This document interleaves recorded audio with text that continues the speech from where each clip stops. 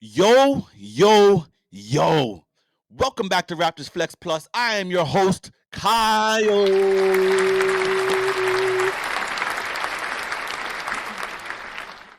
Yeah. And in today's episode, we're going to take a look back to the Raptors' start to the 23-24 NBA season, where we are 1-2 after the first week of basketball. We all know on opening night, we got Darko Rajakovic, his first victory of the season of his NBA career, coaching career, against the Minnesota Timberwolves in a hard-fought victory. But then, we got to Chicago on Friday night, and my expectation for the team, or maybe, I had the wrong expectation, but my hopes for our team was that we would start the season 3-0. I felt that we could beat the Timberwolves. Also, against the Bulls, nothing scared me about the Bulls going into that game. Then you had a home matchup with Philadelphia. Now, that one was a little bit dicey because you're coming off the back-to-back for that one. You know what I mean? And they were healthy. Maybe not healthy, but they were rested, waiting for us in Toronto to get back from Chicago. I did a reaction video on Friday night going into Saturday, and I was like shell-shocked just in terms of how that game ended against the Bulls, man. Just like the rest of us, any fan would feel that way. Because you're up 13 with 3 minutes and 30 seconds left in the fourth quarter. You're in control of this game, and the Bulls are now starting to go into desperation mode. You get one or two stops, and you figure this game's a wrap. Mind you, the Bulls are giving us chance after chance after chance to put that game away. To put that game away. And we let them off the hook. We let them off the hook, man. There's a famous saying by a football coach, Denny Green. The Bears are who we thought they were, and we let them off the hook. For any of my NFL football fans, you know what I'm talking about. But that's basically what happened against the Bulls for the Raptors. We knew who they were, and we put the clamps on them all night long. They were scoring in the 70s around that 3-minute mark. Now, the reason why that 3:30 mark is so important for me to point out, now that I've had some time to kind of sleep on things, re-look back at the game, that last 3 minutes and 30 seconds. And at that point, like I said, the Bulls are going into desperation mode. Okay? Zach LaVine misses a three. Alex Caruso, who's a thorn in our backside for the last 3 minutes, 30 seconds plus overtime, Alex Caruso got the rebound, kicked over to DeMar for the finish and the and one. Let's be real here, man. Scotty missed the box out on that one, guy. You missed the box out. You let Alex Caruso get the rebound on the backside of the defense. Okay? Now, if you're able to secure that rebound, you're at least you're going to run down the clock a little bit on the next end of the court. You know what I'm saying? You're going to run down the clock. So you're at least bringing it to around 3 minutes now, and you're still up 13. But that number 13, hella unlucky for us, eh? Hella unlucky for us on that Friday. No correlation to Friday the 13th. It just is what it is. Maybe there needs to be correlation. It's Halloween, man. Halloween came early in Chicago, bro. It was some scary stuff, some spooky stuff, bro. I'm telling you.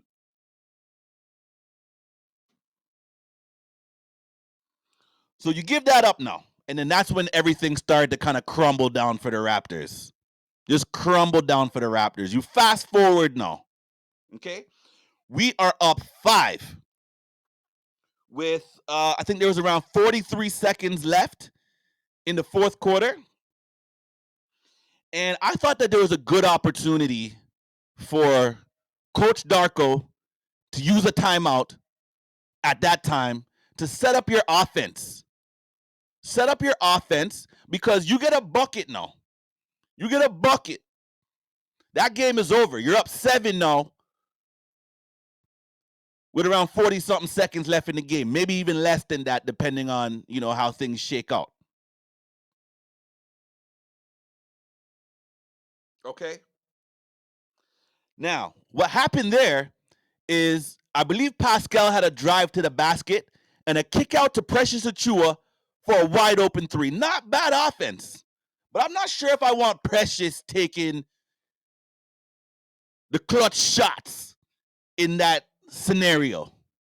And that's no diss to Precious. It's just, the Bulls will live with that. The Bulls will live with that. The Bulls don't want Scotty taking that shot. They don't want Gary Trent Jr. taking that shot.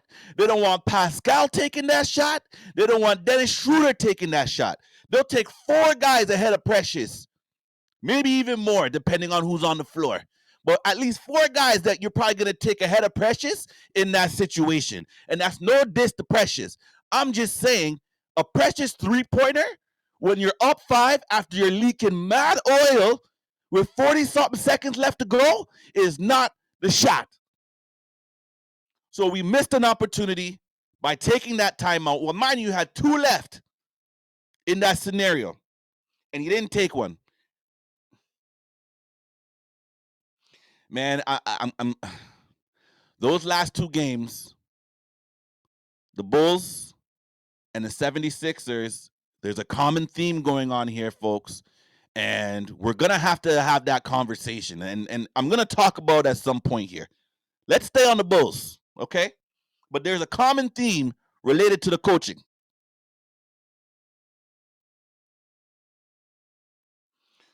Now, DeMar DeRozan comes down, gets fouled. This time he actually hits both free throws. Put us up, I guess, we're up by 5 now to 3-point game. Okay? Scotty now turns over the ball. Before we even get to that, I'm sorry, okay?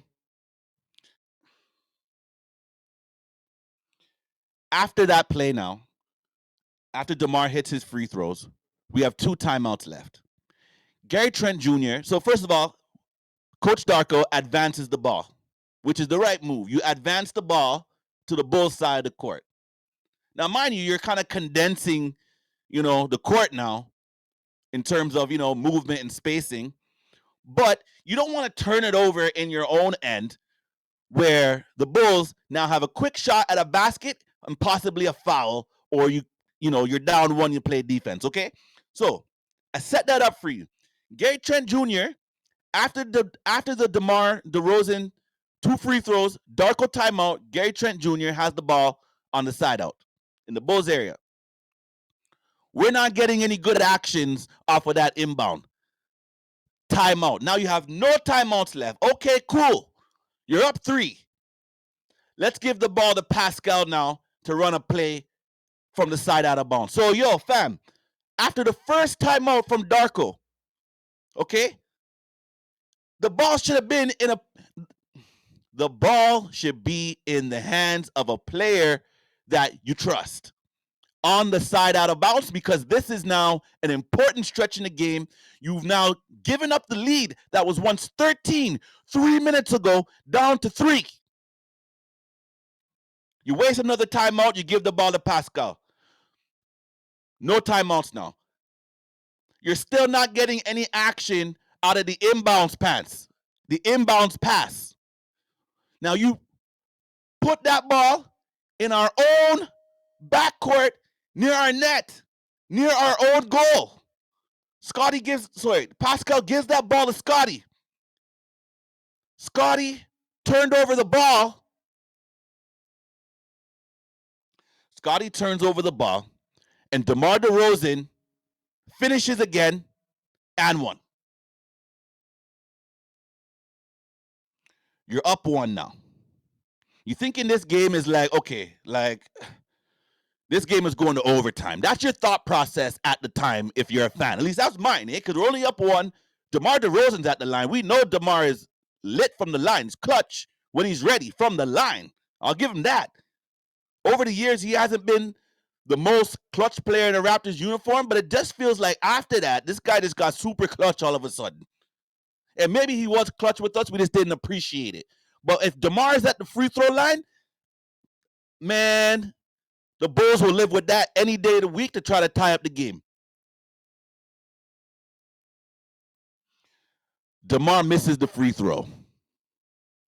DeMar misses the free throw. Amongst all of the things that are happening after that free throw, it looks like Chris Boucher comes up with the rebound. But then you're hearing the refs say, goaltend. A goaltend. That's what the refs are calling. But hold on. Hold on. They're going to review it. Maybe we might catch a break here. Maybe we might catch a break.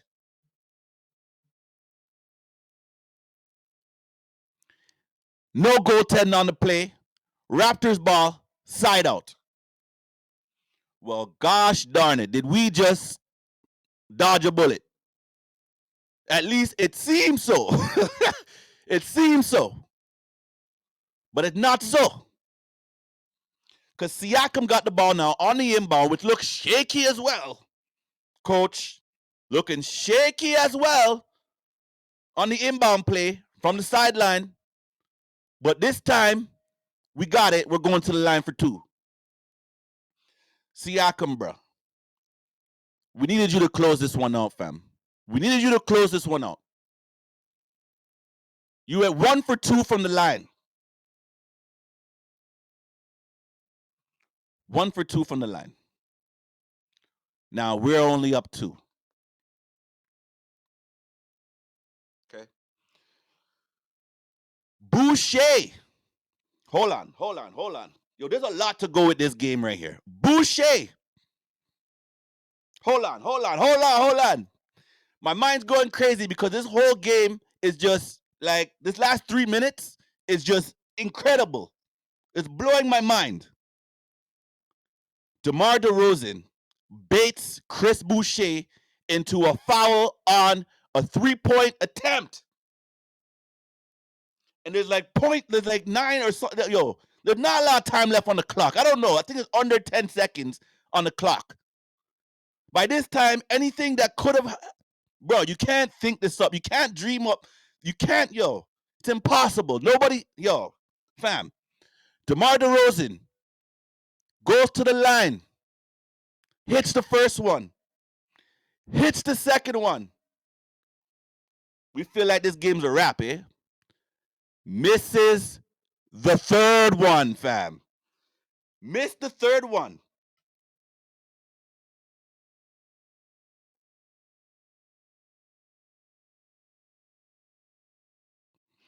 So now, I may have got the points wrong, but we're up 1. Okay? We're up 1. All you gotta do is get the ball in now. Okay? And get to the free throw line. Let's get to the free throw line. On the inbounds play, where now you need to get the ball, Pascal Siakam gets called for an offensive foul on the push-off, fam. On the push-off. Like, bro, it's dead wrong, yo. I can't believe, like, it was just impossible. Impossible. The Bulls get the ball now with a chance to go win the game. Okay, they're down 1. DeMar DeRozan gets the ball, maybe on the elbow, turns around, pivots, pump fakes, Scotty Barnes went crashing into DeMar DeRozan. No doubt about it. Foul on Scotty Barnes, eh? Foul on Scotty Barnes. DeRozan's now going to the line for 2 and they're down 1. Mind you, this man's already missed 2 free throws, giving us mad chances to go win this game. DeMar was probably like, yo, Toronto, my old squad, I got mad love for Toronto, but I'm going to give them a bly because the man just kept missing free throws. But nevertheless, at this point now, you're like, okay, DeMar already missed 2 free throws down the stretch that kept us in the game, or kept us in the lead at least. And now he's going to the line again for 2 on a Scotty Barnes foul at the end of the game. Okay? Makes the first one. Misses the second one, y'all. He missed the second free throw. It's a tie game. Can you believe that that DeMar gave us chance after chance after chance? We are now going into overtime because of one of the best free throw shooters in the league is just missing in the clutch. Now, this doesn't look good on you, eh, DeMar? I'm not going to lie. You put in some work in this game, especially down the stretch. They couldn't have never did it without you.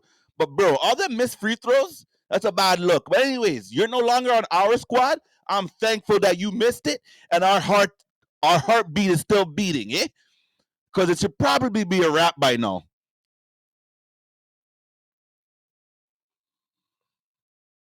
Overtime. Fast forward now.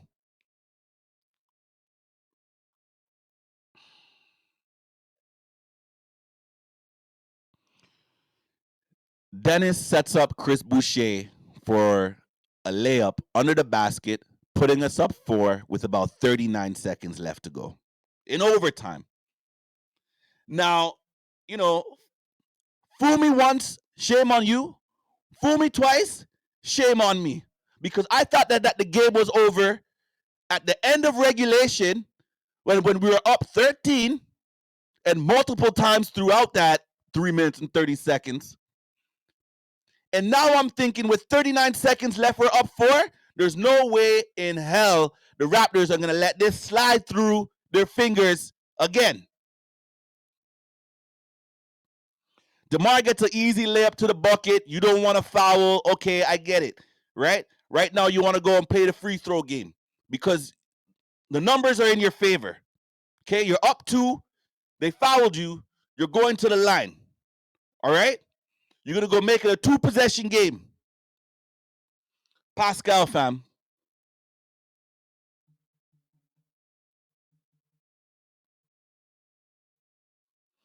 Pascal misses 2 free throws, fam. Pascal misses 2 free throws.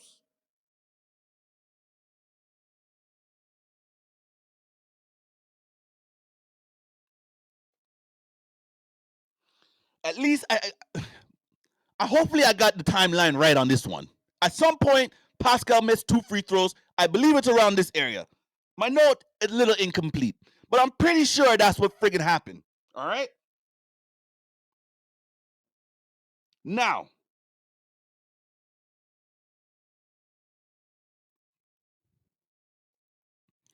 the Raptors are up 2. Another opportunity now to put this game away. You give the ball to Pascal Siakam and ask him to go make a play.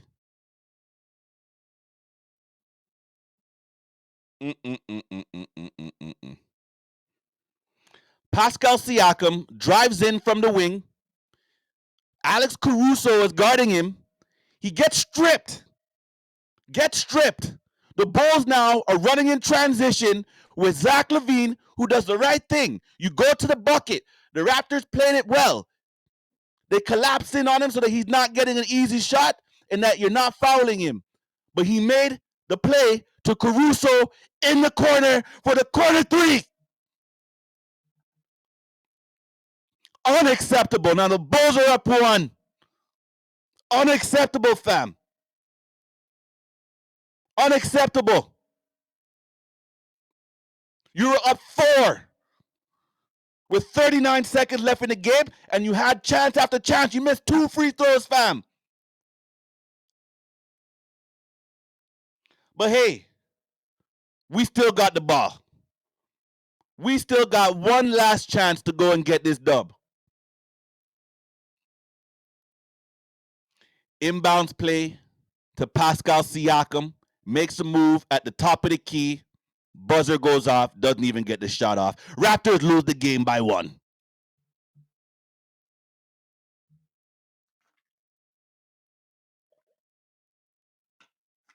That's not popping, fam. That's a very bad look.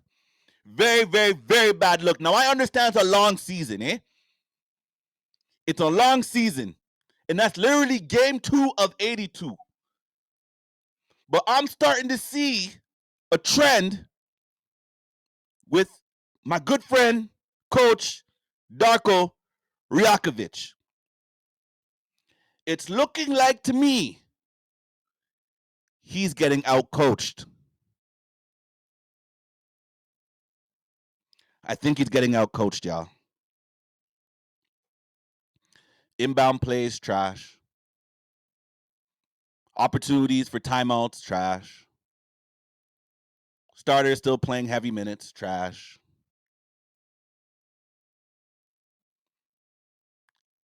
Not finding enough opportunities for Pascal Siakam, trash.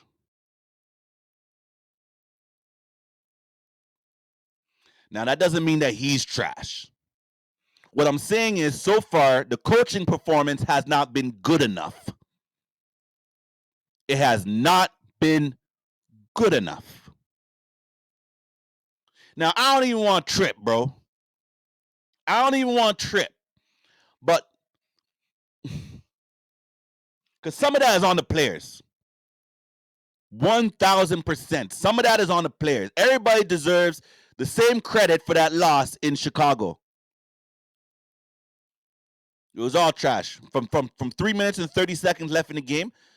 Bad coaching, bad execution.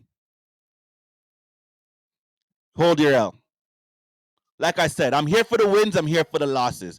I didn't give y'all a good enough analysis in terms of what happened when I did the audio reaction. Well, you got it from me today. I was stunned on Friday night. I didn't know what to say. I was expecting to sip my juice and chill with my family and stuff like that on Friday night. Now, all of a sudden, I got tuned into this game because it's classic, bro. I wanted to watch that the next day. It was turning into a classic, giving up this lead, but yet we still have opportunities to go and win the game. And you're going up against one of your franchise best, your leading scorer in franchise history, DeMar DeRozan. If you're a basketball fan and you're not a fan of either of these two teams, that's a classic game. If you're a Chicago Bulls fan, that's a classic game. If you're a Raptors fan, that was trash.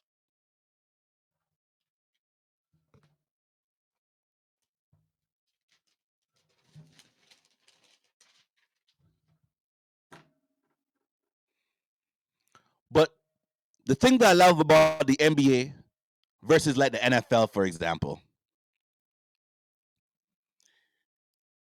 the Raptors played the very next night. So you don't got to sit there and dwell on this one for a full week like you do in the NFL when there's a heartbreaking loss. Yo, you're getting right back at it. And you have all the motivation in the world to go and beat your ex-coach, Nick Nurse, who you fired to hire Coach Darko Rjakovic. The motivation's there. Philly's motivated too. But you can get this nasty taste out of your mouth if you can go get the dub the very next night. You don't got to dwell on it and sit there. Now, this is where I want to talk about recurring themes again. Because the overall theme for me in this game, we could talk about a plethora of things. But the overall theme for me in this game was quite simply Nick Nurse outcoached Darko Rjakovic in this game. Now, I don't want to pile on. This is our coach, rookie coach. You have lots of time to turn it around. Lots of time. We're still on the Darko bandwagon. We're rolling with you, fam. We're rocking with you, dog. We're going for the ups and the downs. We understand that there's going to be some growing pains with this team, not just in the sense of the players and the execution, but just the coaching in general, the game planning. And the game plan in this one against Philly just was not good. Nick Nurse did his thing, bro. I'm not going to lie to you. Because every time Pascal touched that ball, they were sending 3 defenders, 2 defenders, getting Pascal out of his rhythm, not even letting him establish a rhythm. The Sixers and Coach Nick Nurse said, well, they didn't say this out of their mouth, but basically the game plan said, yo, shut down Pascal Siakam. I know this guy. I know his tendencies better than any other coach in the league. Shut this guy down. We're throwing 2, 3 defenders and let the other guys beat us. Let the other guys beat us. What did we do, coaching-wise? We let Maxey and Embiid get off on us. Both of them, 30 plus. So what was our game plan? Now, I understand that there's a talent disparity when you look at the Philadelphia 76ers and the Toronto Raptors. Let's just be real about it. They have established guys, and they have an MVP player. First team All-NBA player. And Tyrese Maxey? Man, he might make it easy for them to come off of James Harden. Call a spade a spade. You go get some more help in some other areas that you might need on this team, building some depth, maybe some scoring off the bench, because anyway, this is not a Philly podcast. The point I'm trying to make is that I didn't really see any concerted effort to try to game plan around stopping Tyrese Maxey. Nothing. Everything was one-on-one. Now, mind you, we did throw some doubles at Joel Embiid, but give Joel Embiid some credit. He was making some passes out of them doubles. One of my biggest issues with the Toronto Raptors coming into this season was roster construction, and I talked about the backup center position. When you go against guys like Embiid and some of the other bigs in the league that are, toppers, you got to have more than one big body to throw at them. Precious Achiuwa, yeah, man. Precious Achiuwa did everything that he could do. Scotty Barnes, these guys tried to do everything that they could do. But Jakob Poeltl, fam, getting 2 fouls, 2 early fouls, this was my issue. Once Poeltl gets into foul trouble, or if he gets injured, who's the next big body off of the bench that's going to defend these big players? I.e. Joel Embiid. Who we got? You can't throw Chris Boucher at him. No disrespect to Chris Boucher, but the weight disparity is just, immense. Precious Achiuwa, you're just not tall enough. How deep you want to go? You're going to ask Thad Young to go defend Joel Embiid? No.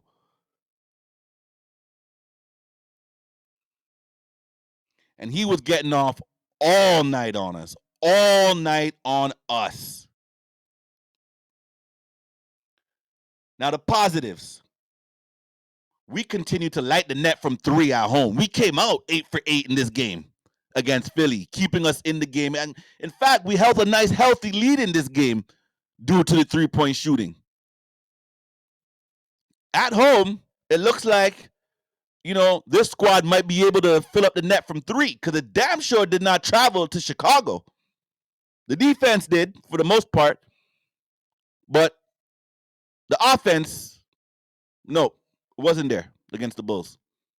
It was better tonight, or last night against the 76ers, getting off on the threes.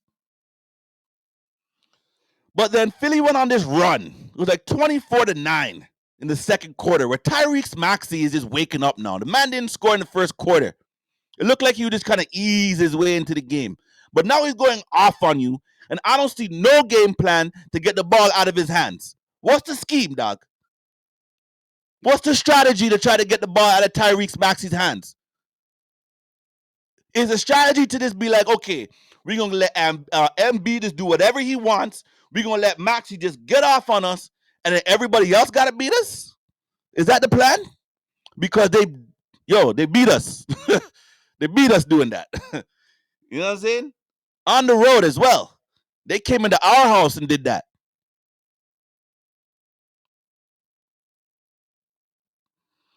Now, the Raps had a good close to the second quarter. They went on an 11-0 run. I think it ended up 11-5. You're a +3 at the end of the second quarter, at the end of the first half. Good job. You're at home. You're up 3. But Tyrese Maxey now is woken up in the second quarter.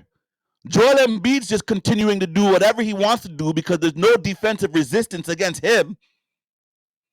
And they're just throwing triple teams and double teams at Pascal Siakam so that he's not going to get off to do anything.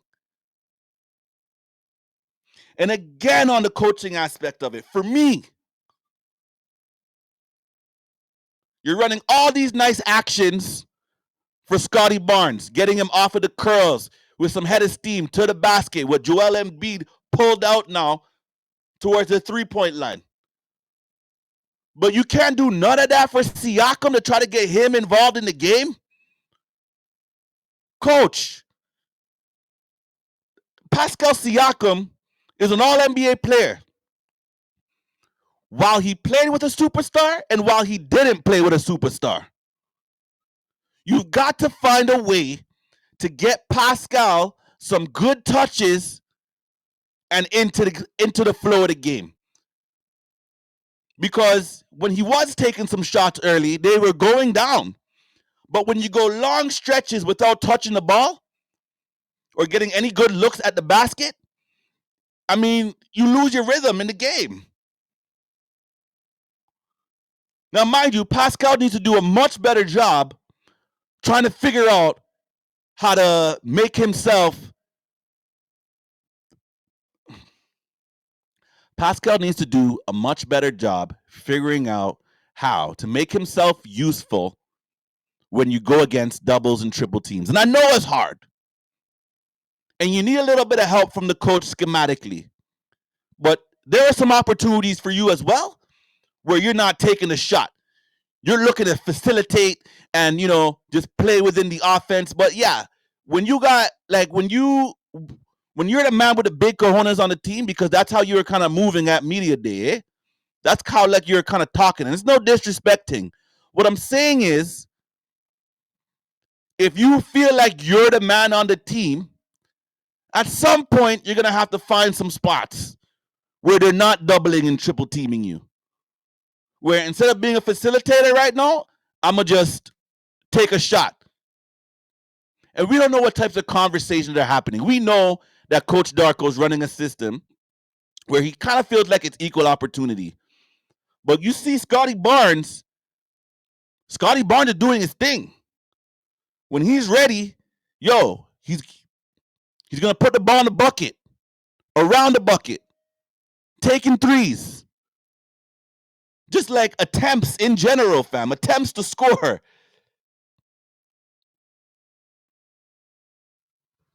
And in the third quarter, everything unraveled, yo. Everything unraveled. You were +3 at halftime. By the end of the third quarter, you were -15. So you're down 12 now going into the fourth.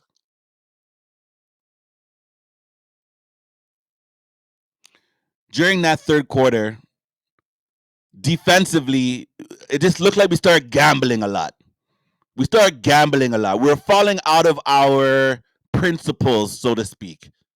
And we're gambling a lot. We're not playing disciplined defense. You hear Alvin Williams saying this the entire third quarter.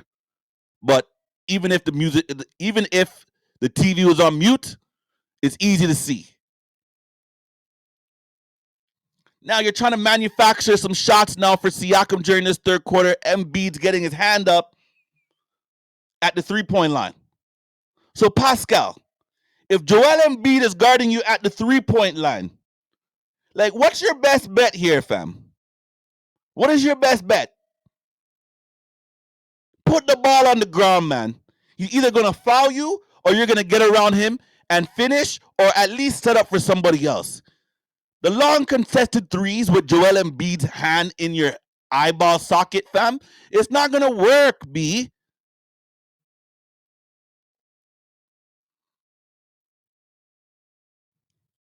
Now, Darko got his first technical foul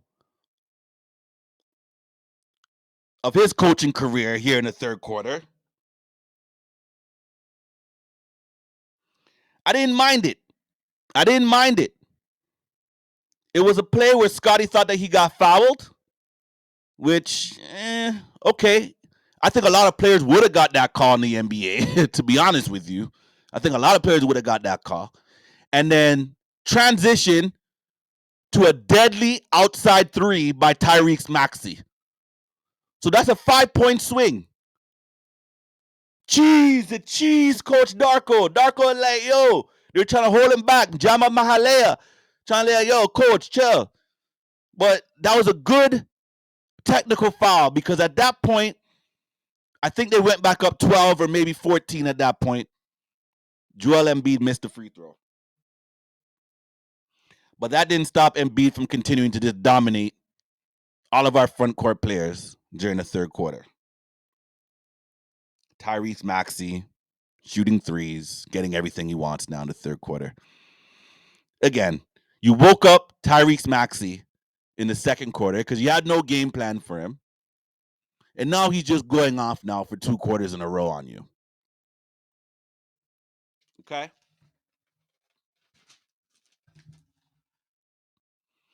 Fourth quarter. Opportunity should have came knocking, but to me, this is why you basically lost the game. Now, obviously, there's other factors that happened prior to the fourth quarter, but this stretch right here, so critical. Maxey, bench. Embiid, bench. So now you're going against their, Paul Reed, Kelly Oubre. Not to say these guys aren't capable, but they're not Embiid and Maxey, bro. They're just not. This is your opportunity to make a little run here at the beginning of the fourth quarter. We have Pascal on the bench, Barnes on the bench. Like, we had I think Gary Trent Jr. was on the court, but like during the time when these guys are out the game, we literally only went +2. So you're down 10. Joel Embiid's coming back on the court.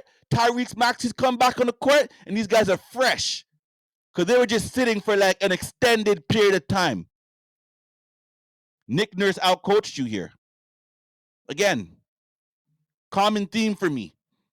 Now, I don't want to pile on Coach Darko Rajakovic, but the rotations didn't work for you in a way where you could at least put one of Scotty Barnes or Pascal Siakam onto the court to start the fourth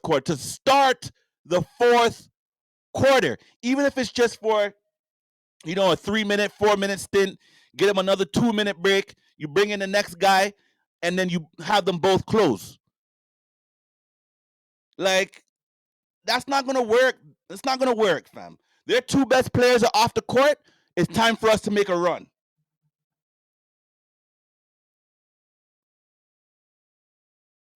During this fourth quarter, I'm seeing Pascal just standing in the corner, waiting for a shot. He might, come out to the wing 3 every now and then, touch the ball, not really do anything. Like, I just felt offensive schematically, you just didn't do enough to try to get Pascal into the game, personally. And Pascal, you didn't do enough to try to get yourself into the game also. Like I said, accountability needs to be had with both the coaching and the players' execution. But let's not just call out the players all the time. Sometimes the coaching is not helping. Some more positives in this game. Grady Dick got off. He had his best game as a Raptor, finishing with 16 points, hit some threes. That's the type of thing that we want to see from Grady Dick, man. That's the type of thing we want to see from Grady Dick. Now, he did get into a little bit of foul trouble at times in this game. I think he had 3 fouls at some point, and then Jalen McDaniels came in for him. Now, mind you, Jalen McDaniels only played 3 minutes in this game, so there's no reason for me to just go off on him. But 3 straight games now, you have 0 points as a Raptor, fam. 0. You're going to have to do something, man. You're going to have to do something. And Malachi Flynn, why are you always in the minus guy, in the plus-minus category? Turning over the ball, like, this is starting to be another trend here. I talked about the backup center position. We need another big body. But I'm also, listen, I'm one of the first ones that want to give Malachi Flynn a chance here, eh? Because I felt like he got a raw deal under Nick Nurse. I really do. That's me being fair. And maybe some of that is still carrying over into this season. But bruh, you're not looking like you got the goods, B. You're not looking like you got the goods. So we might need to go get another backup point guard to come in here. We're not getting proper minutes like that, man. We're not getting proper minutes from that position. So anyways, the Raptors bring it down to about 5. And then Joel Embiid and Tyrese Maxey, is shutting down the game. Like, we made it respectable. He lost by 7. But, again, coaching themes for me. I need to see a little bit more in terms of getting Pascal into the game. Scotty Barnes has clear and away been our most consistent and best player for the first 3 games of the season. Dennis Schroeder has been good too. But I'm seeing a little bit too much, sometimes from Jakob Poeltl. Missing OG Anunoby tonight was huge because he's the type of player that you can just put on a Tyrese Maxey and maybe slow up some of that 34 points. Make it a little more inefficient. So this is what I was saying on Friday night. I'm like, yo, missing OG Anunoby for this game? Big issue. And it turned out to be that way. And maybe the coaching staff just didn't have enough time to turn over a real game plan for Tyrese Maxey because you maybe were expecting to have OG Anunoby. But this is why you have assistants and scouts and those types of things, man. Burn the midnight oil, fam. Come up with a play. Come up with a strategy. You know what I'm saying? You're getting paid big bucks, y'all. Come up with a strategy. You can't just have this like this where both Maxey and Embiid are going off on you like that, B.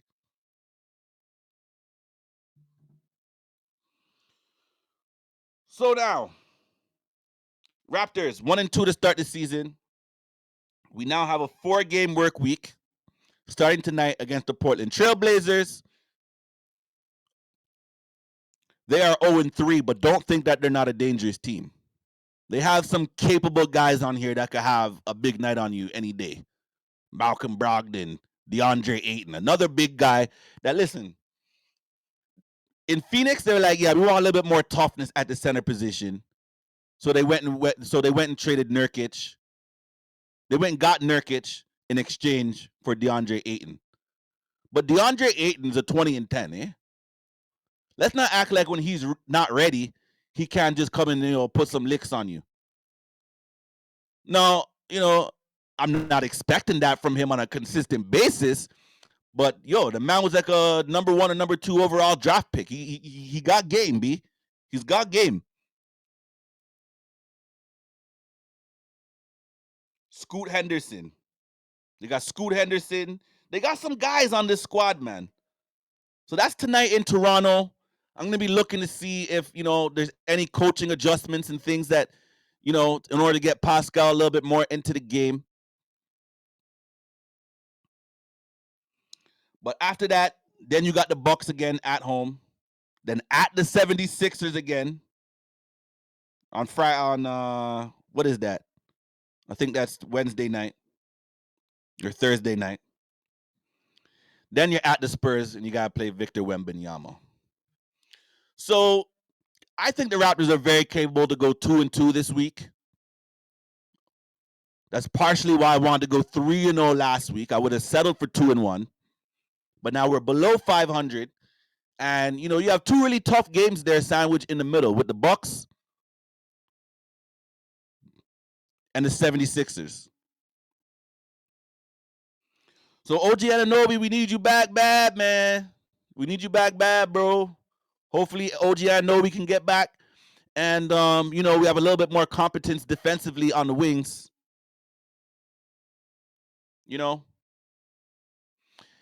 And, it's still early in the season. So I don't want to just sound like I've just been negative on Coach Darko for these last two games. But I'm watching the games, and I think it's very easy to point out, oh, this player, that player, this and that, da-da-da-da-da. But I also don't feel like the coaching staff is putting everybody in the best position to be successful. Now, this is why I started a YouTube channel, so that I can have my own opinion, and I can sit here and vent, because it's my channel. So hopefully you like it. And if you dislike it, leave a comment, man, because I'm not right about everything.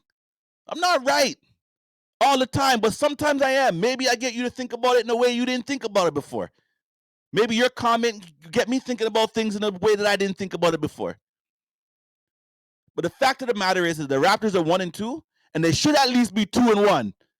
We should have beat the Bulls, fam. I think we can all agree on that one. And if you do disagree on that one, I'd love to hear from you, because we were up 13 with 3 minutes and 30 seconds left in that game.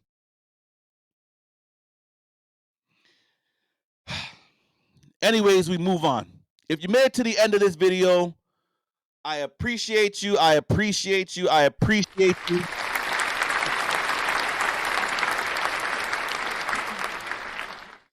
Please share, like, subscribe, comment. Let's continue to build the channel. I know there's a lot of good Raptors channels out there. I'm just trying to be one of them. And I think that we can get there. I think I can be one of them. But anyways, I talked off your ear long enough, fam. Appreciate you. You know the flex. It's your boy, and I'm out.